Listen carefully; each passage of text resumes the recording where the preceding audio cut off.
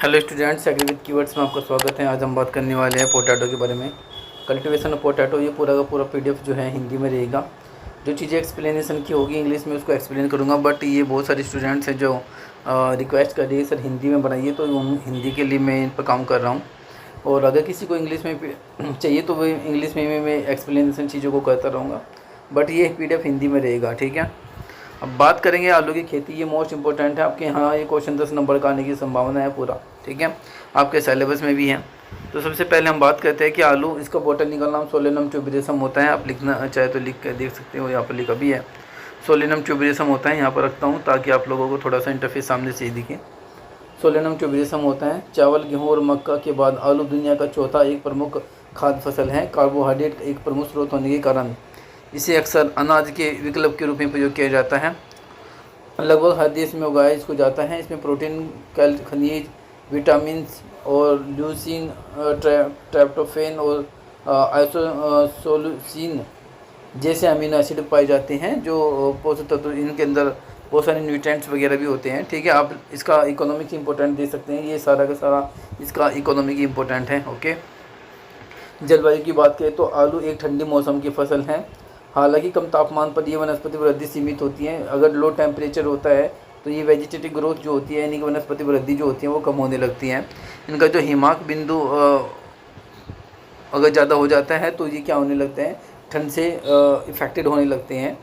और ये लंबे दिन वाले और उच्च तापमान की स्थिति में कंदों के निर्माण के बिना वनस्पति वृद्धि को बढ़वा देते हैं। कहना है कि अगर ये लॉन्ग डे प्लांट होते हैं। लॉन्ग डे प्लांट का मतलब होता है ऐसे पौधे जिनको 24 घंटे में से, ठीक है, 12 से 14 घंटे ज़्यादा, मतलब मोर देन 12 से 14 घंटे से ज़्यादा जिसको प्रकाश की आवश्यकता पड़ती है, उसे हम लॉन्ग डे प्लांट के नाम से जानते हैं। ज़्यादा टेम्परेचर अगर होता है तो इनमें जो ट्यूबर फॉर्मेशन होता है, ट्यूबर फॉर्मेशन, ठीक है, वो क्या होता है, वो नहीं होता है। वेजिटेटिव ग्रोथ इनके अंदर नहीं होती है। तो ये कम टेम्परेचर और छोटे दिन होने के कारण ही ट्यूबर फॉर्मेशन होता है। और इसके बाद आगे यहाँ पर लिखा भी है, अधिकतम दिन का तापमान कितना होना चाहिए, 34 डिग्री सेल्सियस होना चाहिए। 340 नहीं है, ये है 34 डिग्री सेल्सियस, ठीक है। और जो रात का जो टेम्परेचर होता है वो 20 डिग्री सेल्सियस होना चाहिए। आप इसे बिल्कुल देख सकते हो। मैं आप लोगों के लिए इसे पीडीएफ को लेकर आया हूँ। आप लोग इसे आराम से पढ़िए। हिंदी की जो स्टूडेंट हैं उनको कोई दिक्कत नहीं होगी। इंग्लिश में भी मैं यहाँ पर एक्सप्लेनेशन कर रहा हूँ। पौधे की अच्छी वृद्धि के लिए कितना ऑप्टिमम टेम्परेचर कितना होना चाहिए, 15 से 20 डिग्री टेम्परेचर होना चाहिए ऑप्टिमम टेम्परेचर, ठीक है। पौधों की अच्छी वृद्धि के लिए कितने तापमान की अवस्था, इष्टतम तापमान कितना होना चाहिए, 15 से 20 डिग्री सेल्सियस होना चाहिए। इंग्लिश में अगर मैं बात करूँ उसे ऑप्टिमम टेम्परेचर कहते हैं। टेम्परेचर जो होता है स्टूडेंट 3 प्रकार का होता है, मैक्सिमम टेम्परेचर, मिनिमम टेम्परेचर और मिनिमम और एक होता है ऑप्टिमम टेम्परेचर। तो ये जो बात हो रही है यहाँ पर, जो 15 से 20 डिग्री सेल्सियस जो है, 15 से 20 डिग्री सेल्सियस लिखना, इसको ये एक जीरो हटा देना इसमें से। ये क्या है, ये ऑप्टिमम टेम्परेचर होता है। जबकि नाइट की बात करें, रात को कितना डिग्री टेम्परेचर चाहिए, 21 डिग्री टेम्परेचर से अधिक नहीं हो, सेल्सियस से अधिक होता है, ठीक है। नाइट का टेम्परेचर कितना होना चाहिए, 21 डिग्री सेल्सियस। तो अगर टेम्परेचर ज़्यादा होता है तो वहाँ पर क्या होते हैं, कंद नहीं बनते हैं, ट्यूबर का फॉर्मेशन नहीं होता है। मिट्टी की बात करें तो स्टूडेंट कौन सी मिट्टी चाहिए, आलू को सभी प्रकार की मिट्टी में उगाया जा सकता है, जैसे कि जलोढ़ मिट्टी, काली मिट्टी, लाल मिट्टी, लैटेराइट मिट्टी। जिसका पीएच मान कितना होना चाहिए, 6.5 से 7.5 पीएच होना चाहिए। और इसकी विद्युत चालकता 0.5% से कम होनी चाहिए, ठीक है। क्षारीय और लवणीय मिट्टी में इसकी खेती नहीं की जाती, ठीक है। जो एसिड वाली मिट्टी होती है, एसिड से ज़्यादा जो मिट्टी होती है, ठीक है, क्षारीय जो मिट्टी होती है, एसिड से जो ज़्यादा, मान लीजिए 0 से 14 तक क्या होता है, ये 7 न्यूट्रल होती है। 7 से जो ज़्यादा टेम्परेचर, जो पीएच वाली जो सोयल होती हैं, उसमें इसकी खेती अच्छी नहीं मानी जाती है। किस्मों की बात करें तो यहाँ पर देख सकते हैं, शीघ्र पकने वाली जो किस्में होती हैं 70 से 90 दिनों के लिए आवश्यक होती हैं। कुफरी चंद्रमुखी है, जैसे कि आप जान सकते हैं, नाम है इसका कुफरी चंद्रमुखी। इसके बारे में यहाँ पर डिटेल्स हैं, आप लोग पढ़ लेना। कुफरी अलंकार वगैरह जो है, ये सब थोड़ी सी डिटेल पढ़ लेना। कुफरी पुखराज है, कुफरी अशोक है, ठीक है।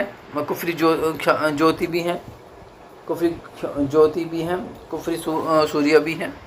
तो ये वैरायटी है, आप इनको थोड़ा सा देख लेना। कुफरी ज्योति यदि अच्छी वैरायटी मानी जाती है, कुफरी ज्योति भी। कुफरी बहार है, कुफरी चिप्सोना वैरायटी है, ये आलू की वैरायटी है स्टूडेंट। इसके बारे में अगर आप लोगों को पढ़ना है तो मैंने थोड़ा सा जूम कर देता हूँ, आप लोग इनको बारे में पढ़ लेना। बट वैरायटी ज़रूर याद रखना, कोई 3 से 4 वैरायटी ज़रूर याद रखनी ना हो, आपके एग्ज़ाम में ज़रूर पूछी जाएंगी। मैंने बहुत सारी वैरायटी यहाँ पर लिखी हुई है, किन्हीं 3 से 4 वैरायटी को यहाँ पर करना है। इस फसल को हम जल्द से जल्द कंप्लीट करना चाहेंगे, इस वजह से मैं थोड़ा सा स्पीड चल रहा हूँ। कुछ चीज़ें जो है मैं आपको एक्सप्लेनेशन कराऊँगा, ठीक है। कुफरी बादशाह है, जैसे कि ये लेट ब्लाइट वैरायटी है, मोस्ट इंपॉर्टेंट वैरायटी है। आलू में एक बीमारी लगती है लेट ब्लाइट ऑफ पोटैटो, यानी कि आलू का अगेता पछेता अगेतागमारी रोग जो होता है, जिसे ये लिखा भी है कुफरी बादशाह। ये आलू के अगेता झुलसा पछेता झुलसा वायरस के क्या हैं, प्रतिरोधी हैं। यानी कि जो इसके अंदर लगने वाला जो आलू के अंदर जो लगने वाला लेट ब्लाइट ऑफ पोटैटो है, किसके द्वारा लगता है, फंगस के द्वारा लगता है, वायरस के द्वारा नहीं लगता है, गलत लिखा है, फंगस के द्वारा लगते हैं। उसके प्रतिरोधी जो किस्म है उसका नाम है कुफरी बादशाह। अगर आप कुफरी बादशाह को अपने खेत में लगाते हो तो लेट ब्लाइट ऑफ पोटैटो वगैरह नहीं लगेगा। देश तो कुफरी सिंदूरी हैं, कुफरी गिरिधारी है, तो ये बहुत सारी वैरायटी हैं स्टूडेंट, इनके बारे में थोड़ा सा वैरायटी के बारे में डिस्कस कर लेना। यहाँ पर लिख दिया है मैंने। रोपण के समय की बात करें तो बुआई का समय कितना, यहाँ पर बुआई का समय लिखा हुआ है, कटाई का समय लिखा है, क्षेत्र लिखा है कौन से क्षेत्र में। जैसे सर्द ऋतु है तो सितंबर अक्टूबर में बोया जाता है और जनवरी फरवरी में काटा जाता है। वसंत जो ऋतु होती है इसमें 2 जनवरी की रात को 12 बजे और अप्रैल में इसको क्या किया जाता है, काटा जाता है। आप इस तरह से देख सकते हो, इनमें से कोई भी आप सभी मैंने ये यहाँ पर लिखा हुआ है सभी डाटा, आप कोई भी इनमें से 2 याद कर लेना, बस 2 याद कर लेना, बाकी इतने सारे मत याद करना, 2 याद कर लेना, ठीक है। रोपण का समय। एक होता है बीज स्रोत, आप बीज कहाँ से लेते हो, बीज किसी विश्वसनीय स्रोत से प्राप्त करना, यहाँ पर विश्वास हो उसी से लेना चाहिए। 3 से 4 साल का जो बीज है वो बदलना बेहतर होता है। यदि एक ही बीज का उपयोग हम बार करते रहेंगे तो उसमें क्या होगा, उपज में क्या होगा, कमी आने लगेगी, यानी कि उपज कम होने लगेगी, ठीक है। जब सीड रेट की बात करें तो सीड रेट चेंजिंग करते रहना चाहिए स्टूडेंट, ठीक है। उसके बाद आता है हरी खाद, हरी खाद ग्रीन मैन्यूरिंग। जून के अंत से जुलाई के प्रथम सप्ताह में 50 किलोग्राम प्रति हेक्टेयर के सनफ या ढैंचा की बुआई करें। आलू बोने से उचित विघटन के लिए यानी 7 से 8 सप्ताह बाद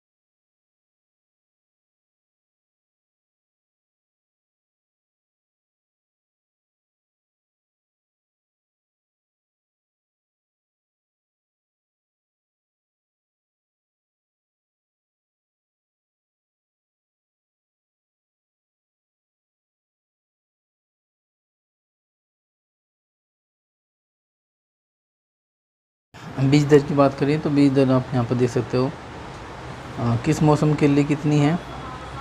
जो शरदकालीन मौसम होता है उसमें 25 से 30 क्विंटल प्रति हेक्टेयर डाला जाता है। वसंत जो फसल होती है 16 से 20 क्विंटल प्रति हेक्टेयर। अलग अलग श्रेणी के हैं इस तरह का, 30 से 35 ग्राम है तो 3 से 5 सेंटीमीटर उसका व्यास होना चाहिए, 2 से 3 अंकुरन उसके अंदर होनी चाहिए। उसके बाद है स्टूडेंट अच्छी गुणवत्ता वाले लोग मुक्त बीजों का उपयोग किया जाना चाहिए। बीज को सीड प्लॉट टेक्निक का प्रयोग करके उत्पादित किया जाना चाहिए। यदि सर्द ऋतु की फसल एक आया सीड प्लॉट टेक्निक, ओके। ये सीड प्लॉट टेक्निक ये क्वेश्चन है, ये किससे संबंधित है, क्वेश्चन ये भी पूछा जाता है। ये पोटैटो से संबंधित है। ये सीड प्लॉट जो टेक्निक था ये किसने दिया था, रामानुजम ने दिया था, रामानुजम, ठीक है। ये रामानुजम ने दिया था। ये किससे संबंधित है, अगर आपका पोटैटो है, पोटैटो में सीड का प्रोडक्शन करना है तब उससे संबंधित होता है ये, ठीक है। इसका नाम ध्यान रखना, सीड प्लॉट टेक्निक है ये, ठीक है।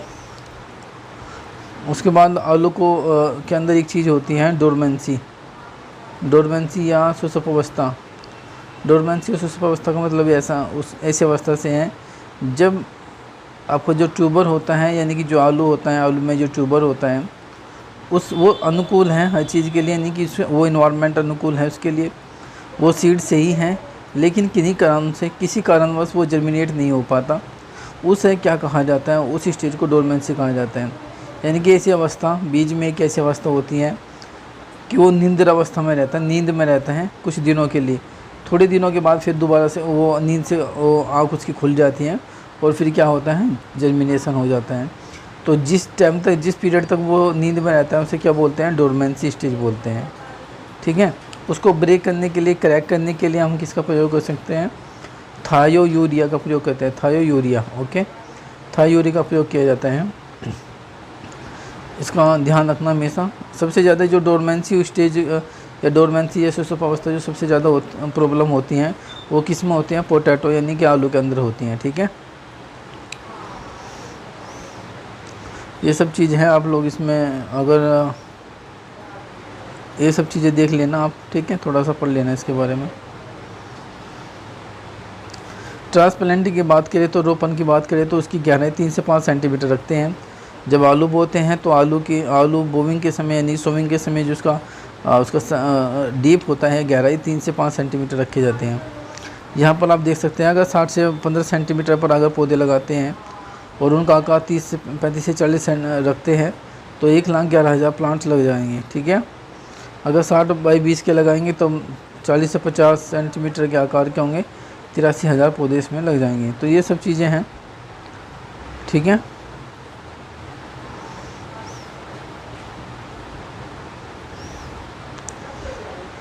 जब आप रोपण करिए आलू जब बोए तो उस समय आपको नाइट्रोजन, NPK ये सब डालनी चाहिए। ठीक है, लिखा हुआ है।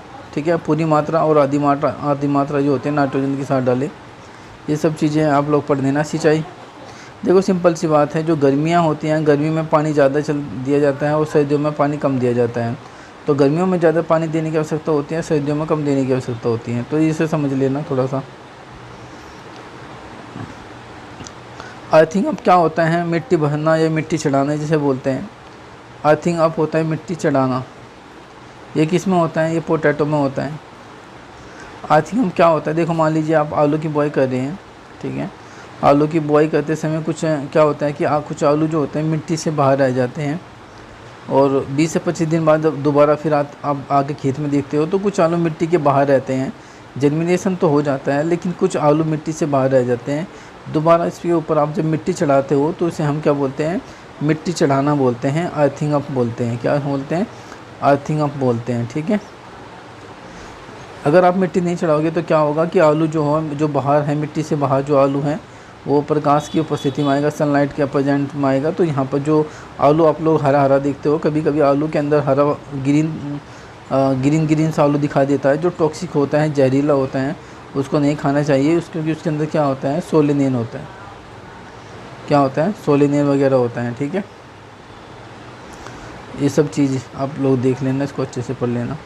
खरपतवार नियंत्रण पूछा जाता है। खरपतवार नियंत्रण, वीड कंट्रोल हम कैसे करेंगे। आप इनमें से वीड कंट्रोल में कोई भी एक याद कर सकते हैं। ठीक है, इनमें से किसी को भी आप वीड कंट्रोल में यूज कर सकते हैं। अब देखो वीड कंट्रोल या वीडीसाइड क्या होता है। मान लीजिए वीडीसाइड क्या होता है स्टूडेंट, देखो वीडीसाइड का मतलब क्या होता है, खरपतवारनाशी, खरपतवारनाशी। ठीक है, यानी कि वीड क्या होता है, अनवांटेड प्लांट होता है कि जो कहीं भी ग्रो हो जाता है। जब उसको किल करने के लिए हम किसी केमिकल का प्रयोग करते हैं, उस केमिकल को हम क्या बोलते हैं, वीडीसाइड बोलते हैं। ठीक है, तो ये सब चीज़ें आप लोग देख लेना भाई, मैंने सब कुछ आपको हिंदी में ला कर दे दिया है। कटाई और ट्रेडिंग की बात करें, ग्रेडिंग की बात करें, देखो कटाई क्या होता है, जब पोटैटो की जो वेजिटेटिव पार्ट होता है यानी कि जो ऊपर वाला जो पार्ट होता है सूख जाता है तो नीचे से आप समझ जाइए कि आलू तैयार हो गया है। आलू को आप हार्वेस्ट कर सकते हो, कटाई कर सकते हो। ग्रेडिंग का मतलब होता है जब आलू को अच्छे आलू को एक जगह रखेंगे और थोड़ा ख़राब आलू को एक जगह रखेंगे, उस क्वालिटी को हम क्या बोलेंगे, ग्रेडिंग बोलेंगे। जब हम आलू को क्वालिटी के आधार पर जब हम आलू को अलग करते हैं तो उसे हम क्या बोलते हैं, ग्रेडिंग बोलते हैं। कटाई क्या होता है, जब आलू हार्वेस्ट स्टेज पर पहुंच जाता है, यानी कि जब वो उसकी वनस्पति वृद्धि, आपने देखा होगा कि वेजिटेटिव ग्रोथ रुक जाती है और वो सूख जाता है ऊपर से पोर्शन, और तो आप नीचे से देख सकते हैं कि उसमें क्या हुआ है, नीचे से क्या हुआ है कि इसमें जो आपका ट्यूबर है वो तैयार हो चुका है। आप उसे क्या कर सकते हैं, कटाई कर सकते हैं। स्टोरेज के समय की बात करें तो स्टोरेज भी है।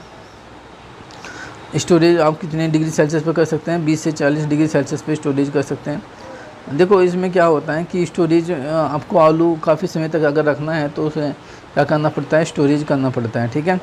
सीड फ्लो टेक्निक क्या है इसके बारे में ये आप समझ सकते हो। सीड फ्लो टेक्निक का मतलब होता है जो पहाड़ी इलाके होते हैं जहाँ पर एफिड जो होता है उसकी ज़्यादा एफिड लगता है, एफिड कीट होता है, इंसेक्ट होता है, अगर वो लग जाता है यानी कि उसको बचाने के लिए हम क्या करते हैं? सीड फ्लो टेक्निक का प्रयोग करते हैं। यहाँ पर जो आलू का सीड प्रोड्यूस किया जाता है, ठीक है। वायरस फ्री आप इसे पढ़ेंगे तो आपको समझ में आ जाएगा। मैंने एक लाइन में बता दिया कि बीज स्वस्थ बीज प्राप्त करने के लिए आप सीड फ्लो टेक्निक का प्रयोग करते हैं, ठीक है। कुछ बीमारियाँ आ जाती हैं, कौन कौन सी बीमारियाँ हैं?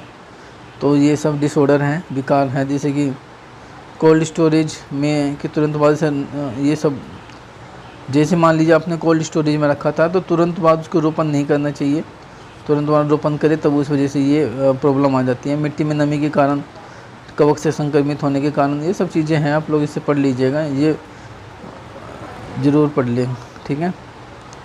आलू कभी कभी हरा दिखता है, हरापन आता है कि वही है, मैंने अभी बताया था। उसके अंदर क्या होता है कि खेत में उगने वाले आलू के कंद सूर्य की रोशनी में क्लोरोफिल वर्णक के निर्माण के कारण हरे हो जाते हैं। ऐसे कंदों में जो सोलेनिन या चाकोनिन जैसे ग्लाइकोअल्कलॉइड्स की मात्रा अधिक हो जाती है कि कंद जो होते हैं स्वाद में कड़वे होते हैं और खाने योग्य नहीं होते हैं, तब इसे आप कह सकते हो। आलू का जो काला या खोखला जो ब्लैक हार्ट बीमारी हो जाती है, ये ऑक्सीजन की कमी की वजह से होती हैं। कहाँ पर होती है? स्टोरेज में होती है। स्टोरेज में आप आलू को रखते हो तो वहाँ पर ऑक्सीजन जो होता है वो कम हो जाता है, जिसके कारण ये ब्लैक हार्ट एक बीमारी होती है आलू के अंदर, वो होने लगती है। इसका कंट्रोल कैसे करेंगे आप लोग? सबसे ज़्यादा से ज़्यादा प्रयोग, नाइट्रोजन का प्रयोग ना करें, फर्टिलाइज़र ज़्यादा ना डालें आप, ठीक है, उस वजह से भी हो जाता है। कम अंतराल पर सिंचाई करें, नहीं करनी चाहिए। मतलब थोड़ा सा यही है कि इसमें क्या होता है कि इसमें 32 डिग्री सेल्सियस, 320 नहीं है, ये 32 डिग्री सेल्सियस है, गलत लिखा है, ये 32 डिग्री सेल्सियस वगैरह हैं। ये सब चीज़ें आप इसे पढ़ लेना अच्छे से, ठीक है। आलू में कीट वगैरह क्या हैं, ये सब चीज़ें हैं, मैंने आपको एक जगह रख दिया है। ये कीट हैं और ये आपके उनके रोग हैं, पूरा हिंदी में ला के रखा है, आप लोग अच्छे से इसको पढ़ लीजिएगा स्टूडेंट, ठीक है। लेट ब्लाइट, ये फाइटोपथेरियन पिस्टेंस है, मोस्ट इंपॉर्टेंट डिजीज़ होता है ये आलू के अंदर। अर्ली ब्लाइट और लेट ब्लाइट दोनों एक बीमारी बहुत ख़तरनाक है। अल्टरनेरिया सोलेनाई, ये अर्ली ब्लाइट पर पोटैटो है, ये लेट ब्लाइट और पोटैटो हैं, दोनों का इंपॉर्टेंट क्वेश्चन है, दोनों के दोनों। ये आप ये रोग ज़रूर याद रखें, और कोई कुछ याद रखें या न रखें, लेकिन ये 2 रोग ज़रूर रखें, यहाँ से क्वेश्चन आने की संभावना है। कंपटीशन में भी आता है और आपके एग्ज़ाम में भी आता है, ठीक है।